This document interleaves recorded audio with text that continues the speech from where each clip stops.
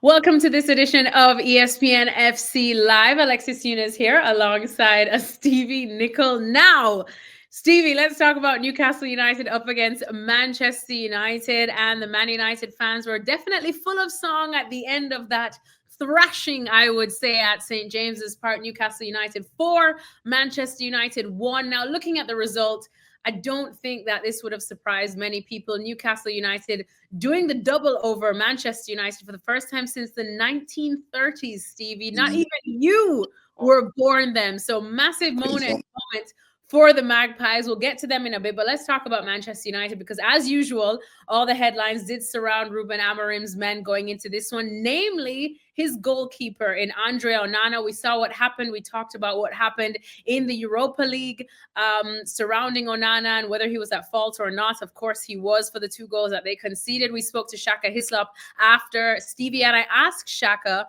if Ruben Amorim would do a bit of a rotation and probably give him a break for this game so that he can kind of concentrate on the second leg at Old Trafford next week. Now, Shaka said he would think that the better decision would be to stick with Onana, but now we know that Amorim didn't. He dropped him from the squad, gave Bayindir the chance.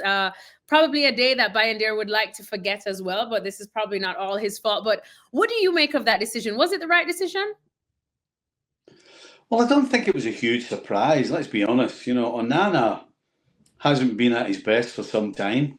And I guess as the manager and the coach, you can only never mind a goalkeeper, but even a player, you can only let them try and play their way out of it for a certain period of time. And when you've got a goalkeeper in Buendia who's been waiting over a year for his opportunity, it becomes difficult to actually look your number 2 in the face and tell him that he's not playing when the guy who's supposed to be the number 1 is making mistakes left, right, and centre. So I don't think this is a huge surprise.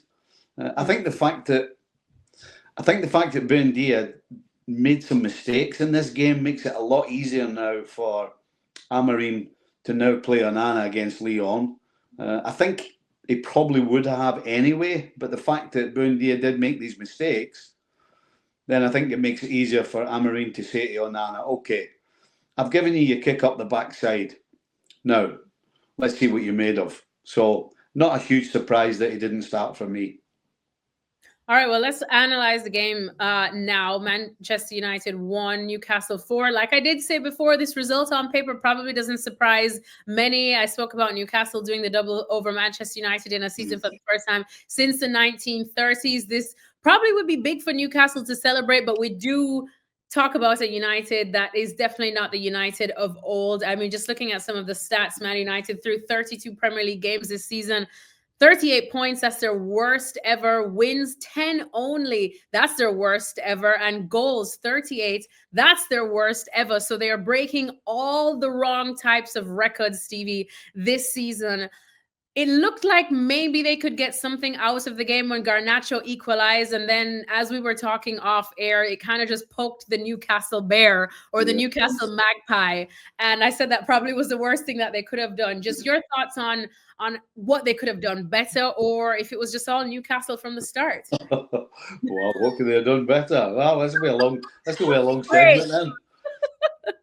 I'll be honest, when Garnacho scored his goal and you know, that's the type of goal that Garnacho scored there is what's been missing from his game. He's had plenty of opportunities, but the composure wasn't there. And today we saw it with that finish. You know, beautifully rolled into the bottom corner with his left foot. And at half-time, I'm thinking, could this be another Lyon? Because United weren't in the game at Lyon in the first half. They scored just before half-time. And all of a sudden, they were the better side in the second half, in my opinion. So I was thinking, is this going to be a repeat?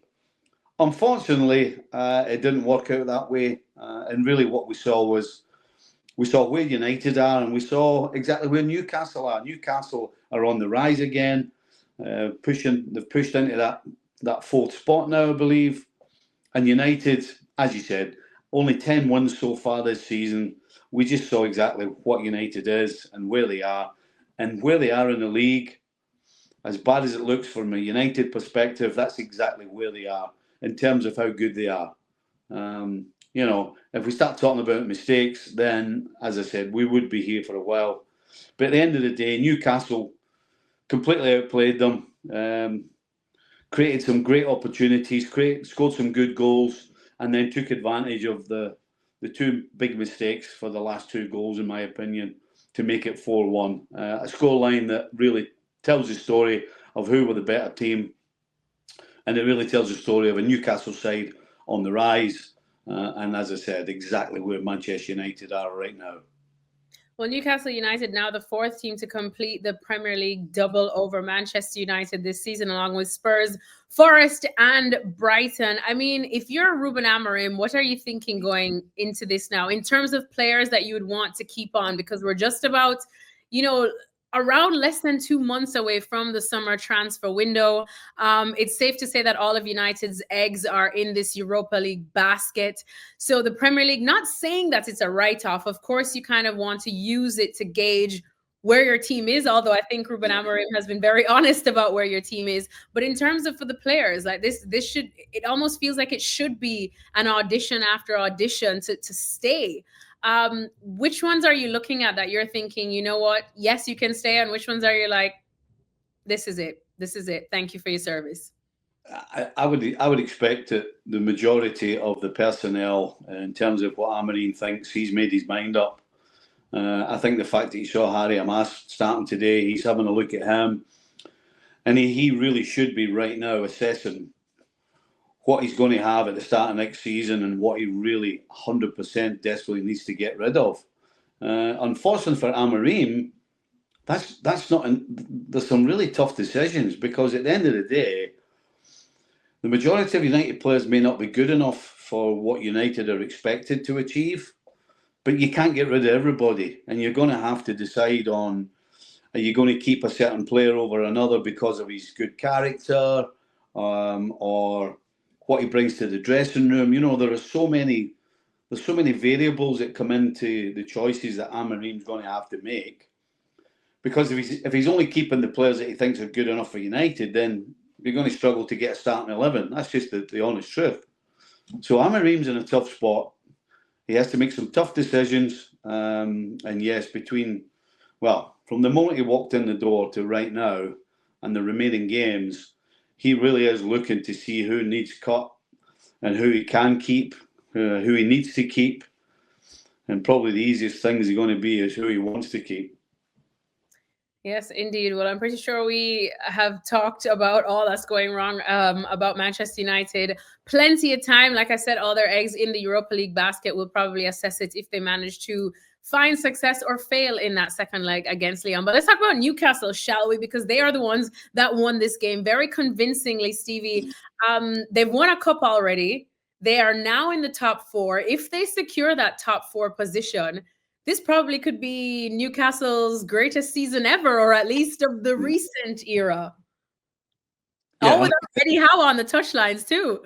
Yeah. Well, let's hope Eddie's in the hospital, but let's hope it's a minor thing and he recovers pretty quickly, and hopefully he's on the touchline soon. But in terms of his team, then yes, the fact that they haven't won silverware for 69 means that, yes, getting the top five I think is going to happen, but that silverware really is the cherry on the top. And so, yeah, it will be a fantastic season for a Newcastle fan. And then, of course, whenever you do break barriers and you blow open the windows or the doors, then it becomes the norm. And so next year, I think Newcastle fans and Newcastle players and coaching staff really need to enjoy the rest of this season. They're on a high because of that cup win. They seem to be guns blazing to get in the top four, and they're in there now. They're going to stay there. I'm pretty certain of that.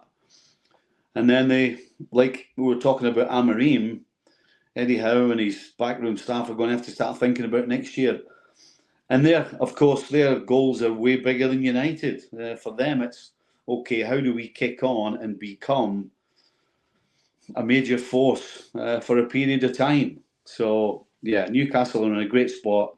It has been a great season already, and I think them solidifying that fourth spot will make it their best season for a long, long time.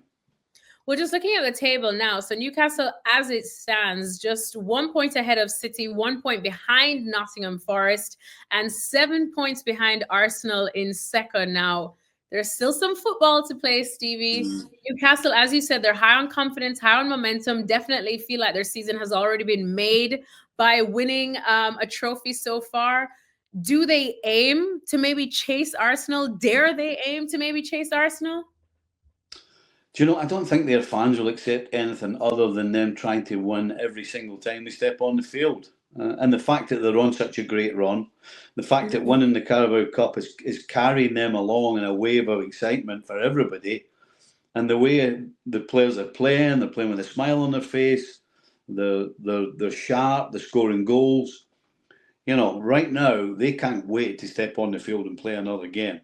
And so it's for me, it's going to be easy for this squad to continue doing what it's doing and playing the way it is. And I think, as I said, you'll just find Newcastle 100% chasing whoever's ahead of them, and then when they pass that hurdle, let's get after the next one. So there's no reason why you can't chase Arsenal. Arsenal look as though they've kind of given up the ghost in terms of the Premier League. There's no question that Arsenal will be in the top four. So they're probably not, the desire in Premier League games right now for Arsenal doesn't really seem to be a focal point for them, which means that there is a possibility that if Newcastle continue playing the way they are and continue winning, then it's possible they could catch Arsenal.